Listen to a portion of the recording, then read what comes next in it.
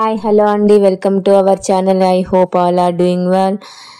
మీరు గనక దోశ ప్రియులు అయితే ఇలా చేసుకొని తినండి. మిల్లెట్స్ అండ్ మినపప్పుతో ఇలా చేసుకొని తింటే. ఆ క్లిప్ అయితే మిస్ అయింది. సో ఫర్మెంటేషన్ అయినాక మార్నింగ్ డేస్ అయితే ఈ దోశలు అయితే పోస్తున్నాను. ఈ ప్యాన్ అయితే క్రీస్తు పూర్వమో క్రీస్తు శకమో తీసుకున్నాను తెలియదు. అసలు నేను నాన్ స్టిక్ అనేది తీసుకోలేదు. మేబీ అది ఎక్కువ కాస్ట్ ఉండడం వల్లనో ఏంటో నాకు తెలియదు. ఆ బౌల్స్ కూడా ఎక్కువ కాస్ట్ ఉంటాయి కదా నాన్ స్టిక్వి. సో అందుకని నేను అవి తీసుకొని కూడా ఎప్పుడు కూడా అసలు ఒక్కటి కూడా లేదు ఇంట్లో. ఇది ఒక్కటి మాత్రం, ఇది ఐరన్ తవ అన్నమాట. వేడవడం కొంచెం లేట్ అవుతుందేమో కానీ వేడైన తర్వాత మాత్రం ఫాస్ట్గా అవుతాయి దోశలు. ఎంత ఫాస్ట్గా అవుతాయి అంటే మనం బియ్య పిండితో పోసిన దోశలేమో అసలు గీకి రాకి చచ్చిపోవాల్సి ఉంటుంది. బట్ ఇది మాత్రం ఎంత మంచిగా వస్తాయో, అసలు పోయగానే అసలు దోశ లేస్తూనే ఉంటుంది. ఇంకా నెక్స్ట్ అయితే ఈ బీరకాయ సోయాబీన్ అయితే వండుతున్నాను. సోయా క్రంచ్ ఇలా దొరుకుతుంది కదా మనకు బయట విడిగానే. అప్పుడప్పుడు మిల్ మేకర్ని మిక్సీ బట్టి కూడా ఇలా వేస్తుంటాను. ఇది కొంచెము మనకు ఒక డిఫరెంట్ టేస్ట్ లాగా ఉంటుంది. ఏం లేదు, మనం బీరకాయ వండుకున్నట్టే వండి సోయాని వేడి నీళ్ళల్లో కొంచెం మనం వేడి చేసుకున్న నీళ్ళలో లేసి తీసి వడబోసుకొని దాని తర్వాత అది ఈ బీరకాయ పోపులో వేసుకోవడమే.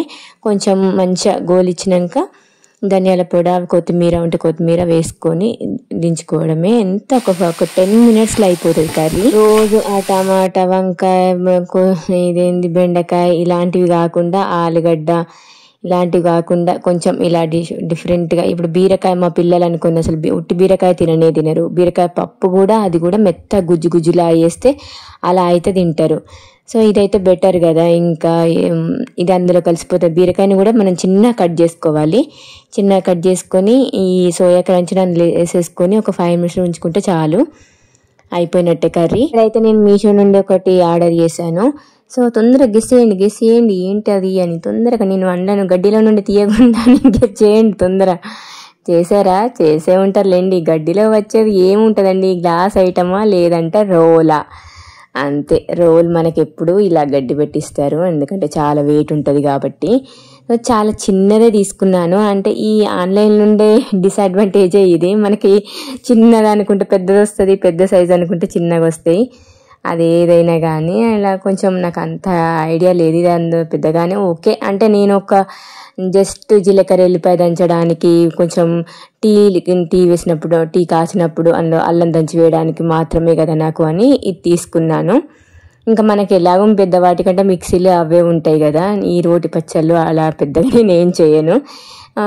సీజనింగ్ చేసి అయితే తీసుకున్నాను. మనకు పచ్చి బియ్యం ఉంటాయి కదా, ఆ పచ్చి బియ్యాన్ని నానబెట్టి కొంచెం సీజనింగ్ చేసుకోవడం కోసం అందులో దంచి మనం కడుక్కుంటే సీజనింగ్ అయిపోతుంది. ఈవినింగ్ అయిపోయింది. మళ్ళీ ఈ బ్రెడ్ అండ్ చీజ్ చేయబోతున్నాను. నేను చాలా సింపుల్గా చేస్తాను. ఉల్లిగడ్డ, క్యారెట్, టమాటో అండ్ ఇవి చిల్లీ ఫ్లేక్స్ ఉంటాయి కదా, అవి ఉంటే చేసుకొని, లేదంటే కొత్తిమీర, ఇవన్నీ కలిపి మధ్యలో పెట్టి చీజ్ పెట్టి బటర్ అయితే బ్రెడ్కి బటర్ రాసుకొని ఒకవైపు చీజు మధ్యలో కూరగాయలు పెట్టేసి అది పెట్టేయడమే, అంతే.